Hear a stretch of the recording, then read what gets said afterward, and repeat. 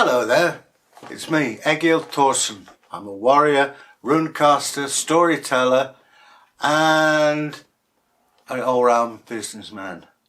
Now before we get involved in all this, I'd like you to press the subscription bell up there in the corner. Leave us a comment so that we can get back to you. We like to share these things. Today my story is from Denmark and it's called The Jutlander and His Stockings. I got the idea this morning as I was getting dressed, and my leg bindings are in a terrible state, and it brought that story to mind. So anyway, many years ago, over 1,000 at least, this Jutlander had to go on a journey, and like all people set out with all the good intents of the world, and as he walked along the road he got a bit thirsty and tired, so he stopped off at a mead hall, an ale house, and had several horns of ale. That went down very well indeed. He thought, there's not bad brew this. So he went and had a few more. Then he got a hankering for mead.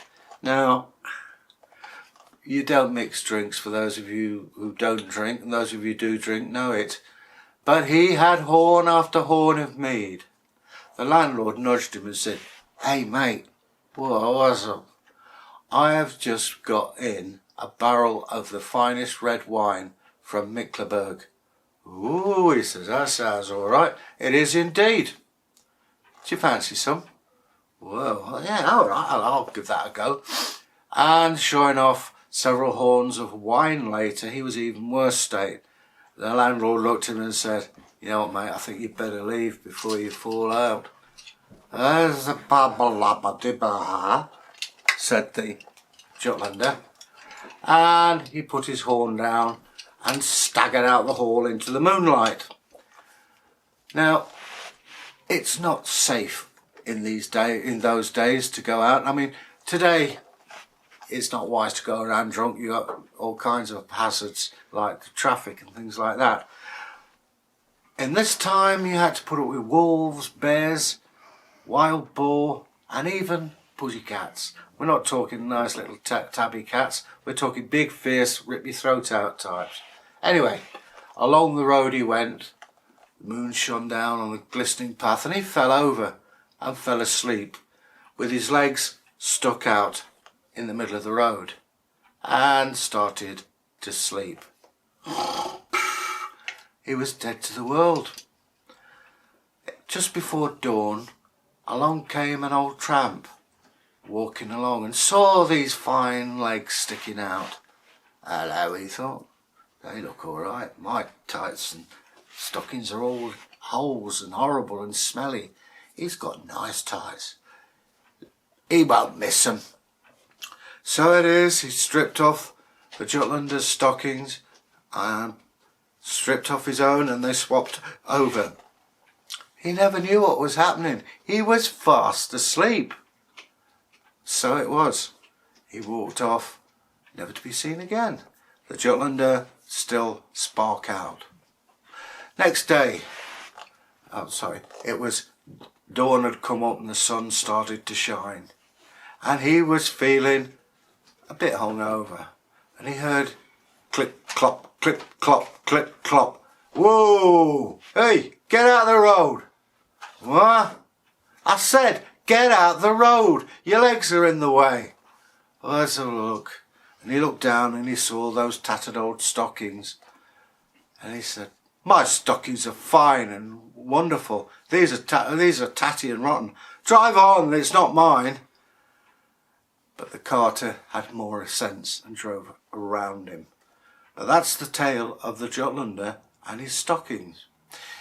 Now, life then was very different. I've already mentioned about the hazards of being in the wild. But I mean, let's put it this way. Today, if you go out on a journey, you're 98%, well, maybe 99% sure you're going to get there. Even from where we are to Derby, it's what, about an hour's walk today. You couldn't be sure that you would make it in those days. Yes, you've got wolves, you've got bears, you've got wild boar, you've got cats, But you've also got thieves and brigands. Didn't have CCTV cameras, and forensics didn't exist. In fact, the police force didn't exist. And so it's 50-50 as to whether you get there or not.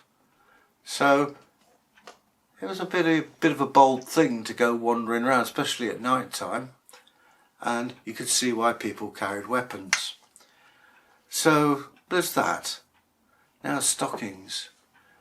We don't mean the pretty Polly style stockings that we have today.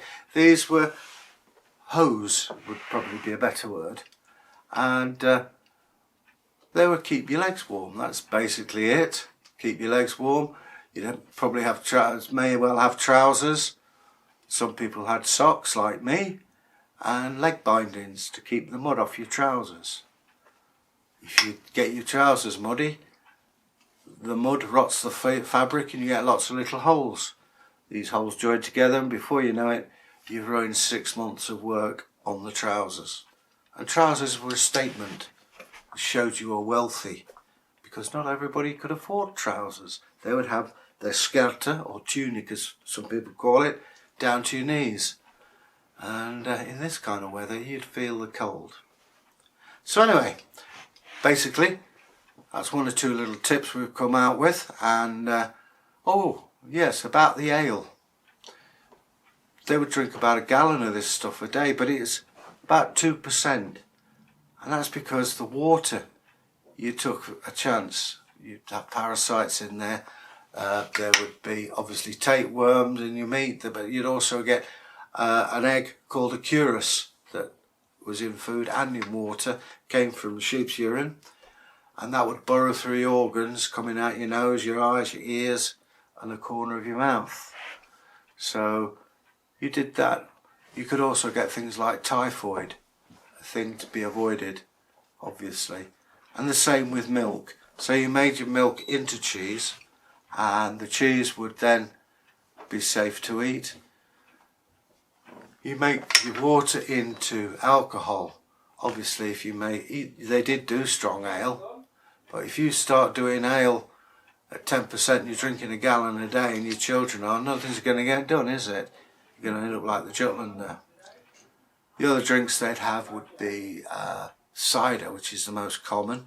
Simple enough. Get some apples out of the forest, mash them up, put some water in there, in a bucket, leave it, and it'll ferment naturally. The same with pears.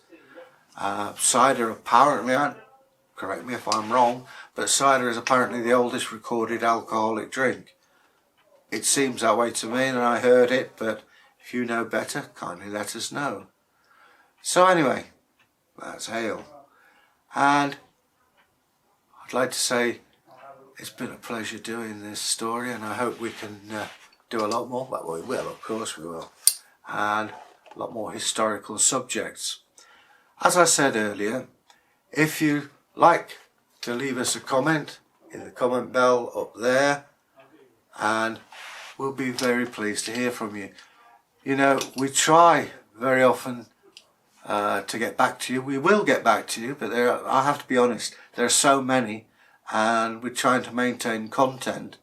So don't worry, keep sending us your comments and we will get back to you. It may take time, but until we meet again, you take care. Fahil, bye.